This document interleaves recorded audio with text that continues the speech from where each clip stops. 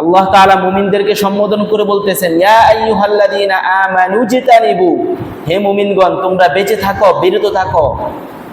ইয়া আইয়ুহাল্লাযীনা আমানু জিতানিবু কাসীরাম মিনাজ-যন, অন্যের ব্যাপারে বদ ধারণা থেকে, খারাপ ধারণা থেকে। পরবর্তীতে আল্লাহ তাআলা বলতেছেন, ইন্না বা'দাজ-যন্নি ইসমুন, কারণ অনেক ধারণা এমন রয়েছে যেগুলো তুমি ধারণা করতেছো কিন্তু এগুলো তোমার গুনাহে পরিণত হয়ে যাচ্ছে। অন্যের ব্যাপারে আপনি এমন ধারণা করলেন যেটা তার ব্যাপারে সঠিক না, তাহলে সেটা আপনার কি হয়ে যাবে? আমলনামায় গুনাহ উঠে যাবে।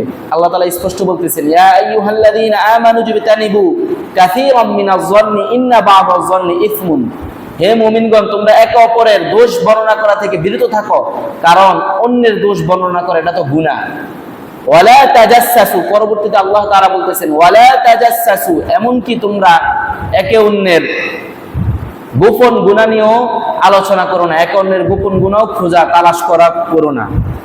ওয়ালা ইয়াগতাব বা'দুকুম বা'দা, পরবর্তীতে আল্লাহ তাআলা বলতেছেন তোমরা ওয়ালা ইয়াগতাব বা'দুকুম বা'দা, এবং একে অন্যের গীবত করো না।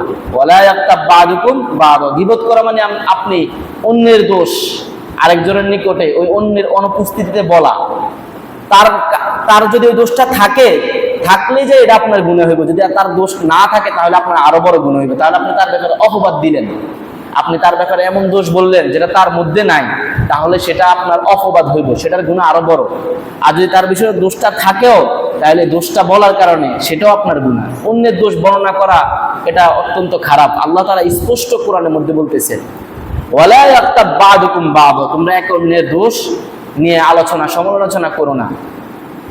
পরবর্তীতে আল্লাহ তাআলা বলতেছেন আইয়ুহিব্বু আহাদুকুম আন ইয়াকুলা লাহমা আখিহি মাইতান ফাকারিহতুমু, আইয়ুহিব্বু আহাদুকুম, তোমরা কি পছন্দ করো, মাইতান ফাকারিহতুমু, তোমরা কি তোমাদের মৃত ভাইয়ের গোশত খেতে পছন্দ করো? যদি তোমরা তোমাদের মৃত ভাইয়ের গোশত খেতে পছন্দ করো তাহলে তোমরা গীবত করো। পরবর্তীতে আল্লাহ তাআলা নিজে বলতেছেন ফাকারিহতুমু, অবশ্যই তোমরা সেটা পছন্দ করবে না, অপছন্দ করবে।